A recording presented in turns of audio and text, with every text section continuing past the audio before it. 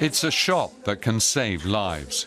The vaccination guards against the human papillomavirus, the primary cause of cervical cancer. In 2011, Rwanda launched a nationwide program to vaccinate adolescent girls against HPV.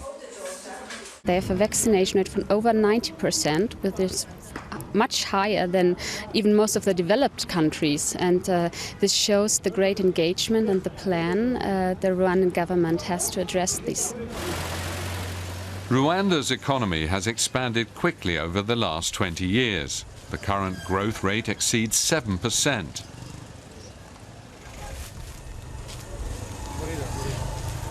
The healthcare system has improved dramatically too.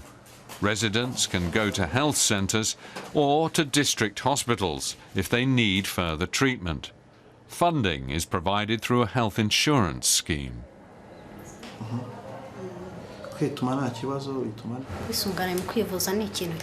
Health insurance is very important because it gives us access to medical care.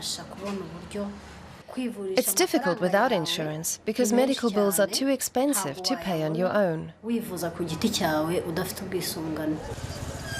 of the healthcare system's showcase district hospitals is in Butaro. It's the only one with an oncology department. Women with cervical cancer can be operated on here. But even here in Butaro, the healthcare advances have their limits.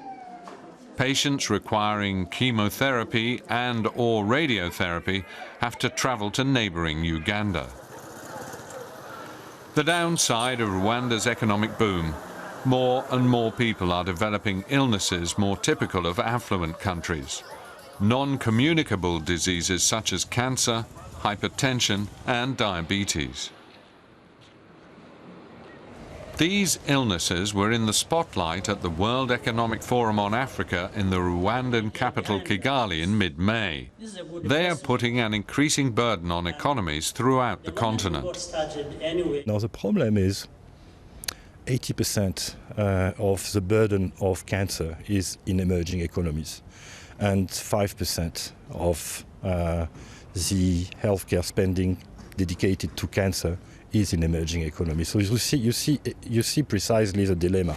Cooperation with international drugs companies could be part of the solution. For example, in Kenya, Swiss pharmaceutical company Novartis offers discounted drugs to treat chronic diseases. The project could be rolled out in Rwanda. The money would need to come from the procurement agencies in the public sector, from the countries, or from the procuring non-governmental organizations, or at one point in time, hopefully also from donors. Rwanda's vaccination program against the human papillomavirus is an example of successful international cooperation. The scheme is organized by the state, which also pays for the vaccine costs. Merck has lowered its price to $5 per dose, 1/20th of the normal rate. The vaccine alliance Gavi negotiated the deal.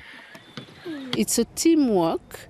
We had a great support from the Minister of Education that really, during the day of vaccination of a girl at school, do a special health day, and also to tell us who are the children not at school that day, so that we can reach them through the community health workers.